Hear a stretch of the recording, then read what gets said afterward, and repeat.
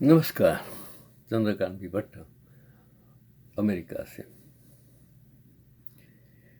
ये दुनिया जिसमें 8 अजायबी कहते हैं, किसने बनाई, कैसे बनाई, किस वक्त बनाई, ये हमारे लिए एक प्रश्नार्थ है। महान पिरामिड, जो मिस्र का महान पिरामिड, लगभग 2.3 मिलियन पत्थरों, प्रत्येक का वजन लगभग 2.5 से 15 टन से बना है,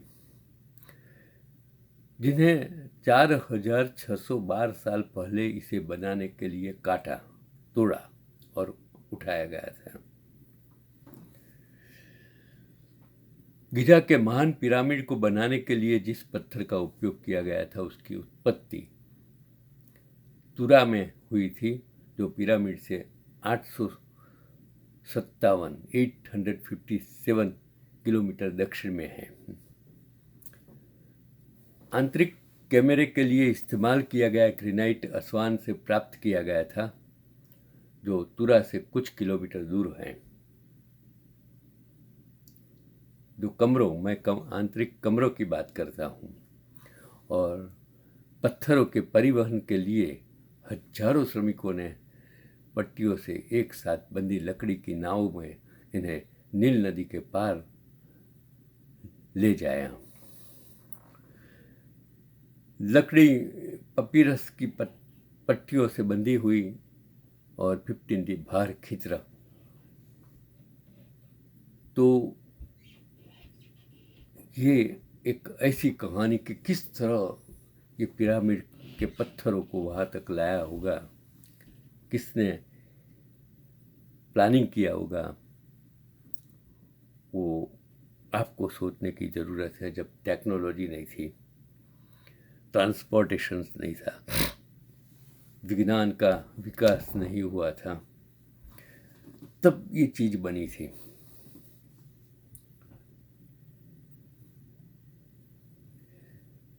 एक बात करता हूँ कि कड़ी मेहनत, ईमानदारी और प्रकृति के साथ रिश्ता हर इंसान को फिट रखता है। 55 साल बाद खाया तो आखिरकार इस पौधे को 1969 में खाया। मैं एक पौधे की बात करता हूँ। उसकी पत्तियाँ, फूल, मुलायम शाखाएं, फल खा सकते हैं। मैं एक इंसान जो उसने आर्टिकल्स लिखा वो पत्तियों के बारे में, वो मैं आप तक पहुंचाने की कोशिश करता हूं कि यह मीठा लगता है। सौराष्ट्र में इस पौधे को खाखोड़ी कहा जाता है। इसके फल को खरोज कहा जाता है और सूरज के आसपास उसे डोडी कहा जाता है। वो डोडी का मैंने पत्ते खाए हैं।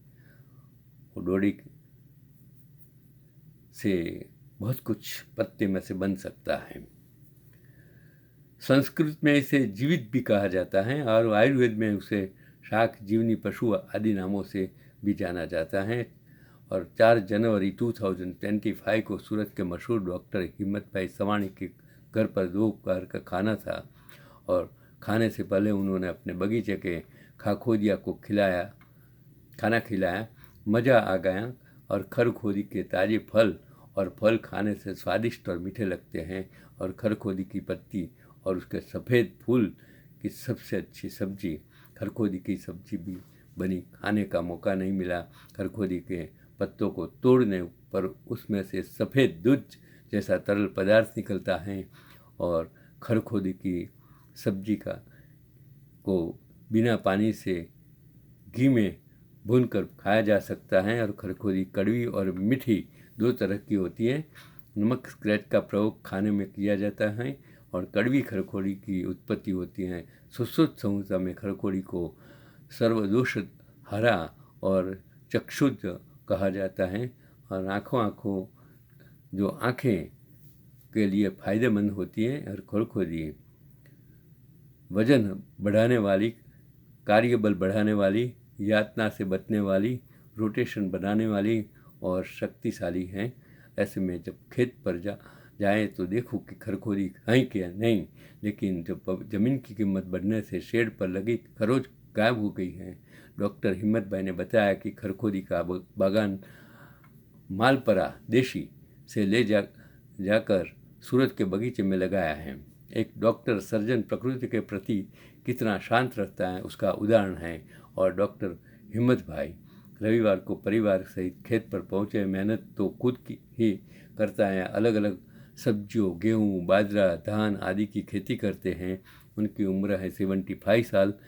शरीर अब भी वैसा ही है जैसा तब था जब ये मेडिकल कॉलेज में थे। एक डॉक्टर के रूप में उन्होंने हमेशा मरीज की चिंता सेवा की है। और हमारे गांव में MS मास्टर ऑफ सर्जरी, परिश्रम, ईमानदारी और प्रकृति के साथ रिश्ता उनके फिट रखता है। वे शिक्षा, खेल, तर्कवाद के प्रति प्रतिबद्ध हैं और हकीम और समझदार हो तो खुशबू सोने में मिल जाती हैं। वो आर्टिकल्स लिखने वाले थे, रमेश भाई सवाणी साहब। तो मैंने वो डोडी देखी है। उसके आम जैसे जो फ्रूट्स होते हैं सब खाने से डरते हैं, मुझे पता है। अब एक और आगे की बात मैं करता हूँ कि महात्मा गांधी ने जब अहमदाबाद के पास अपना साबरमती आश्रम बनाया, उसमें एक दलित व्यक्ति रहने आया, उसका नाम दूधाबाई था। उनके साथ में उनकी पत्नी दानीबेन और एक छोटी बच्ची भी थी। इन तीनों को गांधी जी ने आश्रम में जगह दी तो अहमदाबाद में हंगामा हो गया। लोगों ने जुलूस निकाला और गांधी जी के विरोध में नारे लगे। जो सवर्ण साबरमती आश्रम को चंदा देते थे उन्होंने चंदा देना बंद कर दिया और आश्रम बंद होने की नौबत आ गई। और आसपास के लोगों ने दूधाबाई और उसके परिवार पर गालियाँ की बौछार शुरू कर दी और दूधाबाई का जीना हराम कर दिया। लेकिन गांधी अपने फैसले से टस से मस नहीं हुए।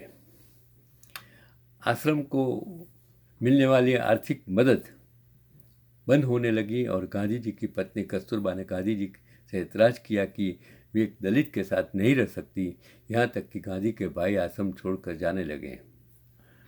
गांधी जी ने कस्तूरबा और अपने भाइयों को कहा कि अगर यह आश्रम है उसमें सभी के लिए नियम समान है, इसमें दूधाबाई तो रहेंगे। आपको फैसला करना है कि आप आश्रम के नियम का पालन करते हुए रहेंगे या नहीं रहेंगे।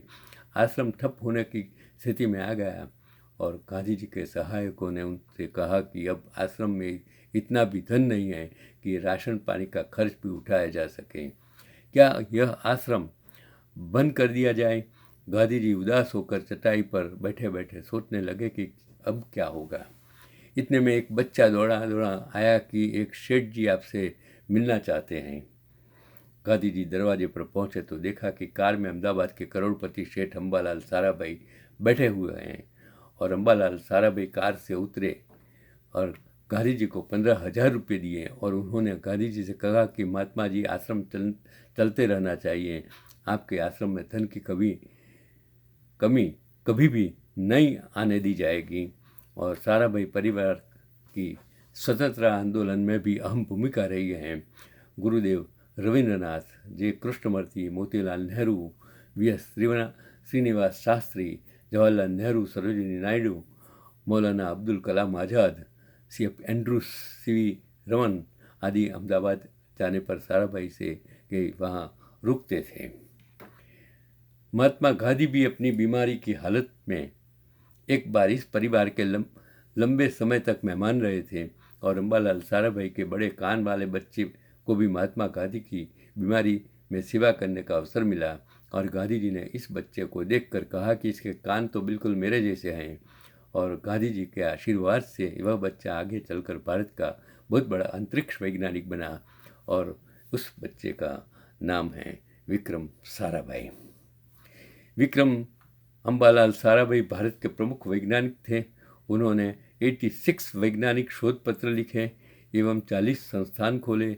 इनको विज्ञान एवं अभियांत्रिकी क्षेत्र में सन 1966 में भारत सरकार द्वारा पद्म भूषण से सम्मानित किया गया था।